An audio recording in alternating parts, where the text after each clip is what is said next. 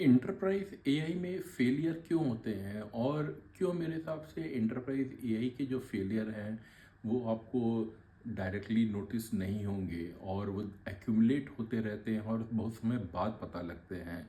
क्यों enterprise AI बाकी technology से डिफरेंट है और क्यों उसमें जैसे उसको आपको ट्रीट करना चाहिए the with the governance with the decision with the control, ये क्यों स्पेशल है।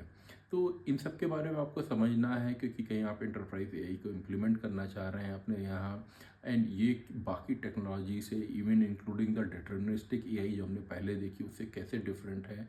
तो इस वीडियो में मैंने पूरा बताया है, चलिए देखते हैं। हाँ, तो हम यहाँ पे देखेंगे कि क्यों इंटरप्राइज एआई की फेलियर और जो इसके बारे में कोई बात नहीं करता है, क्योंकि कई बार एआई जो है वो डेमोज में काम करता है पर रियल ऑर्गेनाइजेशन में ब्रेक करता है। एआई के फेलियर जो है वो मतलब रियली टेक्निकल होते हैं, क्योंकि उतना तो सब लोग ठीक करके कर ही देते हैं। They are mainly organization and decision failure होते हैं। इसका मतलब क्या हुआ? एक तो सबको ये एक इल्यूजन रहता है कि मतलब एआई काम कर रहा है, तो मतलब एआई इज़ वर्किंग, तो क्यों क्योंकि चीज़ें चल रही हैं। Proof of concept POC succeed हो गया था, एक्यूरेसी ठीक ठाक दिख रही है, लीडरशिप का कॉन्फिडेंस बहुत हाई है। पर प्रोडक्शन की रियलिटी कुछ और होती है। और बहुत सारे इंटरप्राइज एआई फेलियर जो हैं वो इनविजिबल होते हैं, और इसी कारण मैं उसे बोल रहा हूँ अनकंफर्टेबल ट्रूथ। क्योंकि कोई सिस्टम क्रैश नहीं हो रहा है, कोई अलर्ट नहीं है, कोई रोल बैक नहीं है। ऐसे नहीं कि सिस्टम बंद हो गया या कुछ नॉइस कर रहा है तो आपको पता लग जाएगा। रिस्क यहाँ पे अक्यूमुलेट हो रहे हैं, इकट्ठे हो रहे हैं धीमे धीमे, और इसी के साथ प्रॉब्लम भी धीमे धीमे आ रही हैं। और क्योंकि हमें एक ऑटोमेशन बायस हम बोल सकते हैं, क्योंकि चीज़ें चल रही हैं तो हम सोच लेते हैं हाँ ठीक ही, जब चल रही है तो मतलब ठीक ही होगा। तो वो एआई को क्वेश्चन करना जो है वो स्टॉप हो जाता है, कोई ओवरराइड नहीं करता है, कुछ उसे चेक नहीं करता है कि हाँ ऐसा होता है तो ठीक ही हो रहा होगा। एंड जैसे कई बार ह्यूमन लाइफ में भी होता है, कोई बहुत ही कॉन्फिडेंस के साथ कोई बात करता है तो हम सोचते हैं कि हाँ ठीक ही बात कर रहा होगा। वही चीज़ शायद यहाँ पे भी होती है इंटरप्राइज में, क्योंकि फ्लुएंसी कॉन्फिडेंस उसे लिख लिया जाता है कि हाँ कहीं ऐसे कुछ चीज़ें चल रही हैं तो इसका मतलब ठीक ही होगी, एक्यूरेट होगी, करेक्ट होगी। और इसी कारण सोचते हैं कि ट्रस्ट मतलब growth faster than the understanding. और दूसरा, एक बार हम ये सोचते हैं कि अच्छा human in the loop, human तो है ना, पर human presence is not equal to the human control. क्योंकि कई बार वो अप्रूवल एंड मोमेंट पर अंडर प्रेशर कर रहा है, उसे कॉन्टेक्स्ट मालूम नहीं है। और बोल सकते हैं वो ह्यूमन एक तरह से रबर स्टैम्प रिव्यू कर रहा है, हाँ कुछ ऑटोमेशन ने कर दिया, कुछ ये रिजल्ट आया, उसने अप्रूव करके आगे बढ़ा दिया, तो ह्यूमन अंदर लूप टिक बॉक्स कहीं बोलें तो वो हो गया है और चीज़ें चल रही हैं तो मतलब ठीक ही होंगी। पर सबसे बड़ी प्रॉब्लम होती है कि accountability gap. Who owns the AI decision? ये आर्टिफिशियल इंटेलिजेंस ने कुछ काम किया तो कहीं वो चीज़ ठीक थी या गलत हुई, तो कौन उसका रिस्पॉन्सिबल है? जिसने एआई का कोड बनाया, उसका manager, overall organization? Most enterprises don't know, क्योंकि ये अकाउंटेबिलिटी गैप बहुत बड़ा है। क्योंकि किसी ने भी ठीक से डिसाइड नहीं किया है, हर किसी ने सोचा हाँ ये जस्ट एक जैसे और भी टेक्नोलॉजीज होती हैं वैसे एक टेक्नोलॉजी है तो हमने वहाँ पे लगा दी है। तो कौन उनके डिसीजन को ओन कर रहा है? क्योंकि वो ownership is not with AI, that's not with technology, वो किसी एक ह्यूमन को या सेट ऑफ टीम मेंबर्स को लेनी पड़ेगी। और सबसे बड़ी गड़बड़ी यहीं पर हो जाती है, क्योंकि किसी को मालूम नहीं है कि who is the owner, who is accountable for those decisions. तो साइलेंट मोड में ड्रिफ्ट हुआ करता है, मॉडल्स नहीं फेल होते हैं। पर क्या होता है, जो जब डे वन पे जो मॉडल आपने लगाया था उसके आसपास का डेटा भी चेंज होता जा रहा है, बिहेवियर चेंज हो रहता है, रेगुलेशन, कंप्लायंस, वो सब चीज़ होते जा रहे हैं, वो इवॉल्व होते जा रहे हैं, पर किसी ने भी जाकर उस मॉडल को फिर से फाइन ट्यून नहीं किया है।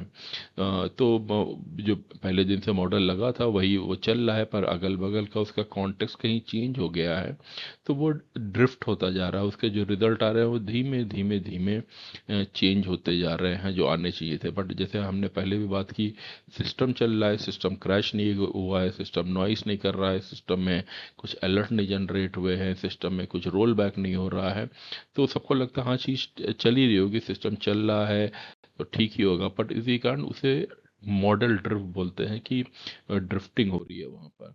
और ये ड्रिफ्ट क्यों अननोटिस रहता है? क्योंकि हम बहुत सारी लैगिंग मैट्रिसेस चेक करते हैं, बिजनेस का इम्पैक्ट बाद में देखते हैं, और कोई फेलियर इवेंट नहीं है कहीं, वो सिस्टम काम करना बंद कर जाए कोई क्रैश करके, तो फिर सब लोग देखेंगे हाँ कुछ तो गड़बड़ हुआ, पर यहाँ पर ऐसा नहीं होता है। और वही है कि कॉन्फिडेंस को जो कॉन्फिडेंट रॉन्गनेस उसे हम बोलेंगे, फास्ट फ्लुएंट इनकरेक्ट चीज़, तो प्रोफेशनल तरीके से आंसर करोगा, सटल एरर होता है और इट लुक्स डिफेंसिबल चल रहा है, तो इसी कारण वो सबको लगता है कि ठीक ही चल रहा होगा। और क्यों कॉन्फिडेंट रॉन्गनेस इज डल्ली, क्योंकि फिर धीमे धीमे एरर प्रोपोगेट होती है और बाद के ऑडिट फेलियर होंगे और फाइनली इंटरप्राइज उसे पे करता है। सबसे बड़ी प्रॉब्लम ये है कि इसकी डिसीजन की ओनरशिप किसी के पास नहीं है। एआई ने खुद ही डिसाइड कर लिया है, भले ही अगल बगल में कॉन्टेक्स्ट चेंज हो गई है, डेटा चेंज हो गया, रूल चेंज हो गया, बट नोबडी इज ओनिंग, कोई लॉग नहीं है, कोई ट्रेसेबिलिटी नहीं है, कोई रोल बैक भी नहीं हो रहा है। तो जब डिसीजन ओनरशिप नहीं है तो बाद में हर कोई like it become a blame game, हर कोई एक दूसरे को ब्लेम कर रहा है या टेक्नोलॉजी को ब्लेम कर रहा है, बट दैट्स नॉट करेक्ट, क्योंकि यहाँ पर गवर्नेंस की प्रॉब्लम रही थी। और सबसे बड़ी चीज़ जो हमें समझनी होगी, डिटर्मिनिस्टिक वर्सेस प्रोबेबिलिस्टिक, क्योंकि अभी तक जो और भी टेक्नोलॉजी रही है वो डिटर्मिनिस्टिक रही है, और इवन जो हमारा अर्लियर एआई है वो डिटर्मिनिस्टिक होता था। जो अब मतलब जहाँ पे एक रूल्स है कि आपने ऐसा ऐसा किया तो उसके बाद हमेशा एक्स वाई के बाद जेड होगा, जो कुछ भी है। पर अब यहाँ पे प्रोबेबिलिटी है, probability can be of 60 to 90% और 80 to 99%, but it's still a probability. तो ये बहुत बड़ा डिफरेंस है डिटर्मिनिस्टिक वर्सेस प्रोबेबिलिस्टिक। प्रोबेबिलिस्टिक मतलब आपने बोला कि 1+2=3 या 3+2=5, आपको मालूम है कि 3 और 2 को जोड़ा जाएगा तो 5 हमेशा आएगा। पर यहाँ पे प्रोबेबिलिटी है, क्योंकि यहाँ पर आप एक्स और वाई वेरिएबल के साथ कर रहे हैं, तो क्या हमेशा जेड आएगा? नहीं, जरूरी नहीं, हो सकता कुछ और वैल्यू ए आ जाए, वैल्यू बी भी आ जाए। तो वो प्रोबेबिलिटी मॉडल है, एंड दैट्स वाई जहाँ पे पहले रूल के साथ हमारा प्रेडिक्टेबल मॉडल होता था, अब ये कॉन्टेक्चुअल मॉडल है, प्रोबेबिलिस्टिक मॉडल है। क्यों हो रहा है? डैशबोर्ड जो है वो हमेशा कुछ न कुछ परफॉर्मेंस दिखाते ही रहेंगे, पर वो इस चीज़ से आंसर नहीं कर रहे हैं कि क्या एआई को वहाँ पे एक्ट भी करना चाहिए था कि नहीं, क्या रिस्क जो है वो एक्सेप्टेबल रिस्क है कि नहीं है। तो monitoring is not equal to governance. और हिडन कॉस्ट क्या है? एंटरप्राइज एआई के फेलियर कॉस्ट, मतलब of course down the line जब वो बड़ी मिस्टेक्स और सामने आती हैं, तो वो इंटरप्राइज के लिए बहुत रेपुटेशन की फेलियर, मतलब एक उसे कॉस्ट है, कंप्लायंस की है, और ट्रस्ट चला जाता है लोगों का।